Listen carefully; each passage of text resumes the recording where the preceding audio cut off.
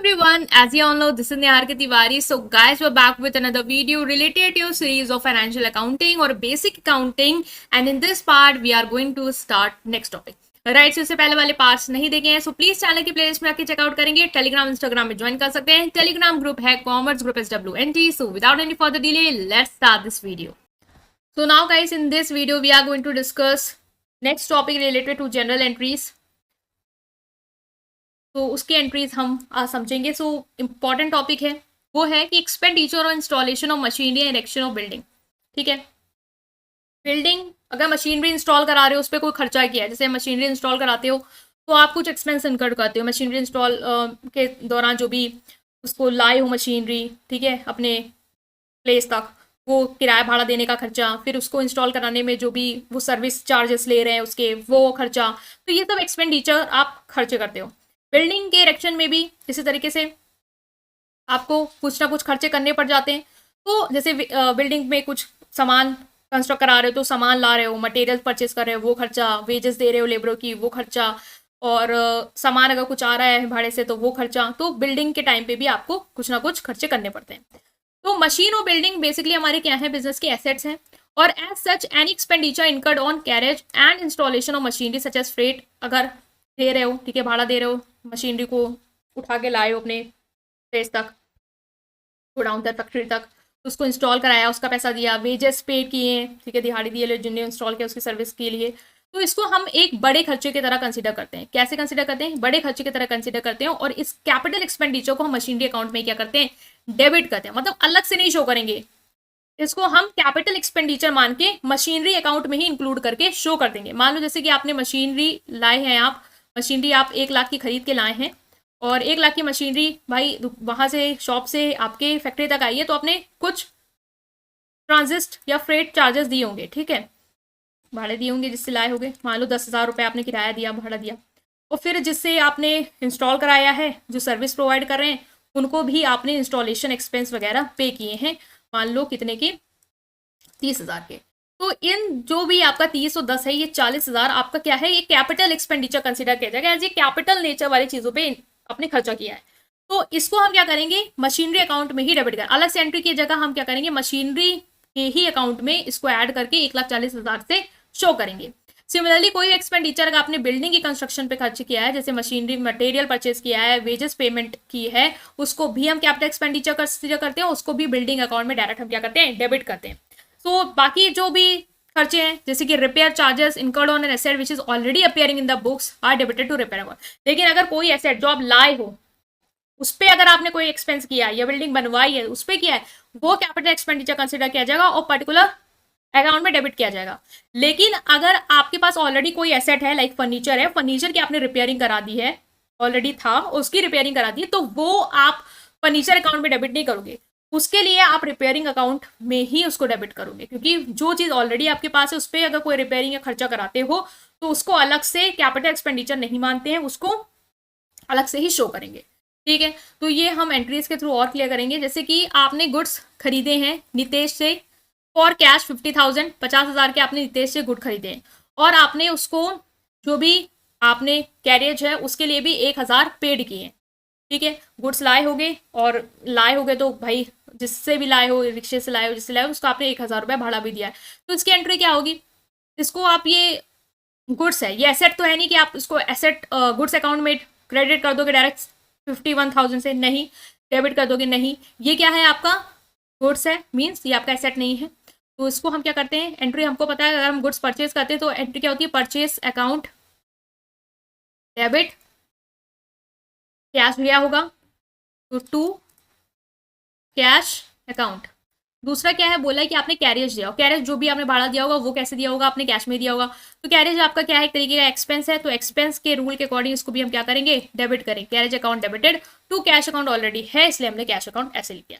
ठीक है, परचेज कितने का किया आपने, 50,000 का गुड्स किया है, तो परचेज अकाउंट में आपके 50,000 के गुड्स आ जाएंगे, 1,000 का आपने भाड़ा दिया, मतलब टोटल कैश आपने 51,000 पे किया है। ये हो गई आपकी एंट्री। यहाँ पे कैरियज देखो अलग से शो किया क्योंकि गुड्स हमारा एसेट नहीं है कि हम उसमें ऐड करके करें।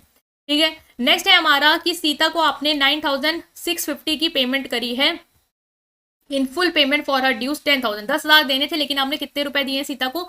9,650। इसका मतलब सीता ने आपको डिस्काउंट दिया होगा। कितने का डिस्काउंट दिया है? जो भी आपकी बैलेंस फिगर है 350 का आपको डिस्काउंट मिला है। तो सीता को आपने कितना पे किया होगा, इसको हम नेक्स्ट यहाँ पे करेंगे। तो एंट्री बनेगी, सीता को हम डेबिट करेंगे टू कैश आपने दिया होगा, और आपको डिस्काउंट रिसीव्ड हुआ है। तो डिस्काउंट रिसीव्ड आपको पता है हमेशा से क्रेडिट होता है, ठीक है। तो अब क्या होगा, सीता को आपने कितना रुपए पे किया है? 9,650 in full payment of a dues, 10,000 आपको पे करना था। तो कैश कितना गया है? 9,650 का कैश गया है। जाना कितने का था? 350 रुपए का आपको डिस्काउंट रिसीव हुआ। जाना कितने का था? 10,000 का था। तो हमने एंट्री कर दी हमारी कि Sita account debited to cash account to discount. Discount कितना रिसीव हुआ हमें उससे? 350 का। नेक्स्ट है हमारी एंट्री कि purchase a machinery for cash 3 lakh and pay 25,000 in cash as wages on installation. Machinery purchase की गई। पहली बात तो ये एसेट है, ठीक।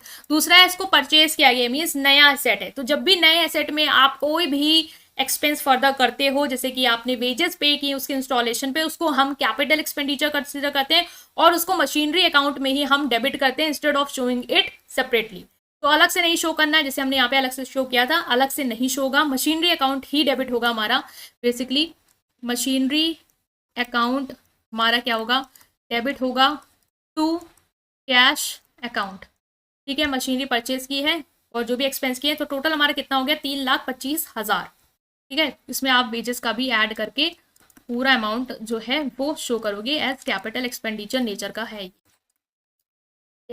नेक्स्ट हमारी इसी तरीके से क्या है कि brick for 15 lakh and timber for 10 lakh purchase for the construction of building. Building construction हो रही है, उसके लिए आपने ईंटें और टिम्बर ये सब खरीदा है और आपने चेक से पेमेंट करी है, चेक से पेमेंट करी है। तो ये भी क्या है? आपका कैपिटल एक्सपेंडिचर में आएगा, क्योंकि आप बिल्डिंग बनवा रहे हैं, एसेट बनवा रहे हैं, उसमें आपने खर्चा किया है। तो 15,000 10,000 कितना हुआ? 25 लाख। 25 लाख आपका किस में जाएगा? बिल्डिंग अकाउंट में। तो building account debited to bank से पेमेंट हुई है चेक से, तो बैंक अकाउंट कितने का हो गया? 25 लाख। अगर ये कैपिटल एक्सपेंडिचर करना होता तो आप अलग से शो करते, expense on timber, expense on wages, but ऐसा कुछ नहीं है। ये आपका क्या है? Expense on bricks. ये आपका कैपिटल एक्सपेंडिचर में जाएगा। अगर आप कोई एसेट कंस्ट्रक्ट करा रहे हैं, आप कोई एसेट खरीद रहे हैं, उसमें अगर आप कोई भी खर्चे करते हैं तो वो कैपिटल एक्सपेंडिचर कंसिडर किया जाता है और पर्टिकुलर अकाउंट में उसको हम डेबिट और क्रेडिट करते हैं, ठीक है। तो ये हो गया हमारा इसकी एंट्री। नेक्स्ट है purchase and old machinery. Old machinery खरीदी है, भले ओल्ड खरीदी हो लेकिन खरीदी है। Purchase and old machinery for 1 lakh and spend 5,000 on it's carriage and 20,000 on it's immediate repairs. Already थी मशीनरी? नहीं, मशीनरी खरीदी है। खरीदा है, चाहे नया खरीदे चाहे पुराना खरीदा हो, उस पर भी अगर आप कोई एक्सपेंस करा रहे हो, कैपिटल नेचर का कंसिडर किया जाएगा। तो हम यहाँ पे क्या करेंगे? मशीनरी अकाउंट को डेबिट करेंगे टू कैश अकाउंट। कितना है? 1,25,000।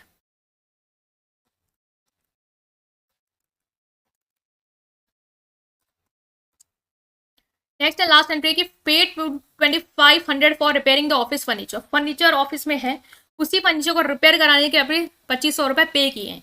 तो ये हमारा एक तरीके का क्या है? खर्चा है, ठीक है। तो हमने क्या किया? रिपेयर अकाउंट को डेबिट किया क्योंकि हमारा खर्चा है, उसके लिए आपने पेमेंट की है, तो कैश आपके पास से गया, तो टू कैश अकाउंट। तो कितने का रिपेयरिंग कराई अपने ऑफिस फर्नीचर की? 25। रिपेयर ऑन फर्नीचर पूरा लिख देना, 25,000। ये हो गया हमारा डिस्क्रिप्शन, कि आप इसको रिपेयर्स में ही पढ़ा लें, ठीक है। तो ये हमने कुछ एंट्रीज की हैं इंस्टॉलेशन और मशीनरी की। ये एक टॉपिक था जो हमने कवर कर लिया है। इसके बाद आपकी सारी जनरल एंट्रीज कंप्लीट हो गई हैं। मिक्स क्वेश्चन करेंगे एंड देन हम इसको वाइंड अप करेंगे, right guys. So please channel को सब्सक्राइब करेंगे, वीडियो को लाइक करेंगे और अपने फ्रेंड के साथ पूरी प्लेलिस्ट को जरूर शेयर करेंगे। Thank you.